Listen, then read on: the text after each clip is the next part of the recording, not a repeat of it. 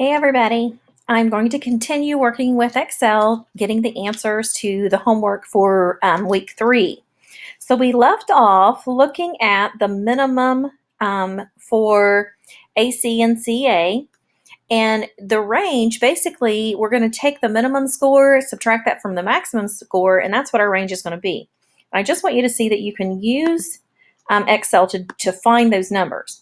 So now let's look for the maximum. Max, here it is. So we're going to go back over here. We're going to highlight under AC just like we did before. And it's going to tell us 20. Our max is 20. Okay. And then down here,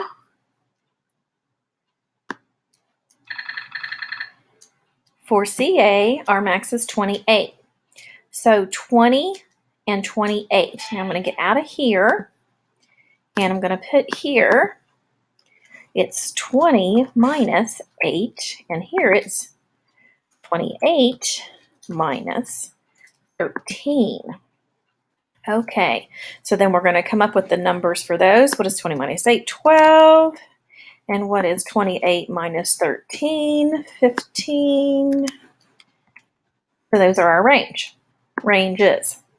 Now, we can eyeball this pretty well. We wouldn't have to use Excel to do this, but I wanted you to see how you would do it in case you had hundreds of data points over here. You can't always eyeball it and see. Okay, so now Pearson correlation.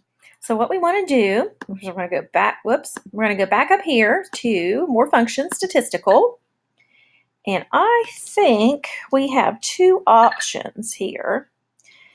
Right here it says Pearson. We could use that. And it should say, let's go back up here to the top. Here where it says Coral, that's short for correlation. Either one of these is going to work for us. And I believe that this is the Pearson correlation. They've just given you more than one way to get there. So let's go down here and pick Pearson.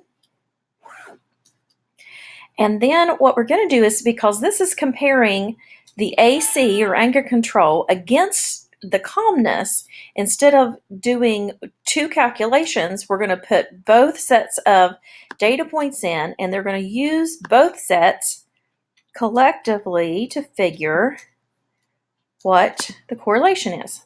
So it's AC and CA. And the correlation is, right here, the result is 0.358. So let's put that answer in here, 0.358. Now, you might know off the top of your head, and you might not, is a correlation of 0.358 significant? If you don't know the answer off the top of your head, look in your text for a table that tells you the level of significance for correlation, and you can compare what the table says to our result and see, is it significant or is it not significant? All right, that should end us up, I think, for this particular demonstration. In the end, you're going to come up with, I'm going to come back over here to this sheet, something that looks like this. So you can see I've done this before. The